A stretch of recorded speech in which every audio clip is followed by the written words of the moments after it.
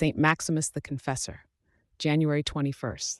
A former imperial secretary becomes a monk and defends the Orthodox faith against a state-sponsored heresy, enduring torture and exile for his confession. A heads up in the spirit of transparency. Please be advised that this content may include torture, physical violence, imprisonment, persecution, and death. Saint Maximus the Confessor was born in Constantinople around the year 580. He came from a noble family. He received a thorough education in philosophy, grammar, and rhetoric, preparing him for service.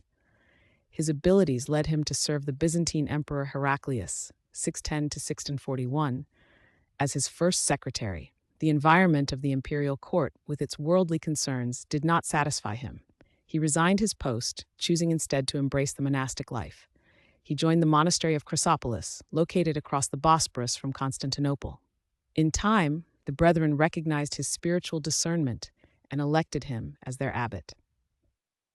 During the 7th century, a theological dispute arose which threatened the integrity of the Christian faith and the understanding of the Incarnation. This was the heresy of monothelitism.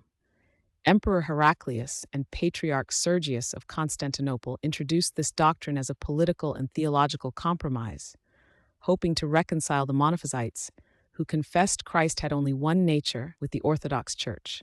Monothelitism proposed that while Christ possessed two natures, divine and human, he had only one will, called thelema.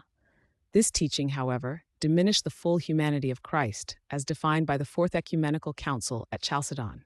The Orthodox position, known as diothelitism, affirmed that Christ, being fully human and fully divine, possesses both a human will and a divine will. These two wills operate in perfect unity, without confusion or division, reflecting the two natures. To deny Christ a human will was to deny his full participation in human experience and salvation.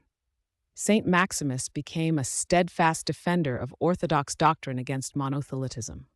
He departed from his monastery and journeyed to Carthage in North Africa, where the political and theological climate offered some refuge from imperial pressure. There, he engaged in public debates with Pyrrhus, who had previously served as Patriarch of Constantinople and was a prominent proponent of the heresy. Maximus presented clear and profound theological arguments, rooted in the patristic tradition. These arguments persuaded the local North African bishops to condemn monothelitism in various councils.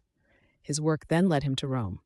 In Rome, his influence was instrumental in Pope Saint Martin the Confessor convening the Lateran Council in 649. This council, attended by 105 bishops, formally condemned monothelitism and pronounced anathemas upon its adherents, upholding the Diathelite confession. The Emperor Constans II, who supported monothelitism as a means of imperial unity, reacted with anger to the actions of Pope Martin and Saint Maximus. Imperial officials arrested both men in Rome and transported them to Constantinople for trial. Maximus faced repeated attempts by the emperor and patriarch to compel him to enter into communion with the monothelites. He remained firm in his confession of faith, refusing to compromise the truth for political expediency or personal safety. During his interrogation, he declared that even if the entire world were to embrace communion with the heretics, he would not. He asserted that the true church is defined by the true confession of faith, not by the number of its members or the power of earthly rulers. His witness was to the truth of Christ's two wills, essential for the salvation of all humanity. His spiritual fortitude was a testament to his deep communion with God. For his refusal to compromise the faith, Saint Maximus was subjected to severe torture. In the year 662, his tongue was cut out to prevent him from speaking the truth of the gospel and confessing Christ's two wills. His right hand was severed to prevent him from writing in defense of orthodoxy. After this brutal mutilation, the aged saint was sent into exile to the remote region of Lazica, in what is now Georgia. Weakened by the torture and the difficult conditions of his exile, Saint Maximus reposed in the Lord shortly thereafter, on August 13th, 662. His suffering for the faith, endured without yielding to heresy, earned him the title of Confessor. This title is given to those who suffer for Christ without being killed outright, and it is considered a form of martyrdom, a witness unto death. 16 years after his repose, the theological truth for which St. Maximus had contended was fully affirmed by the Church. The Sixth Ecumenical Council, held in Constantinople from 680 to 681, condemned the heresy of monothelitism.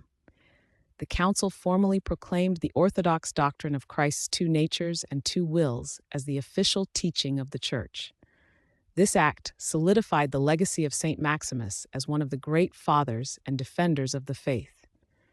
His life stands as a testament to the power of unwavering confession in the face of persecution, and his witness continues to illuminate the path of orthodox theology and spiritual life, reminding the faithful of the cost and glory of upholding the truth of Christ.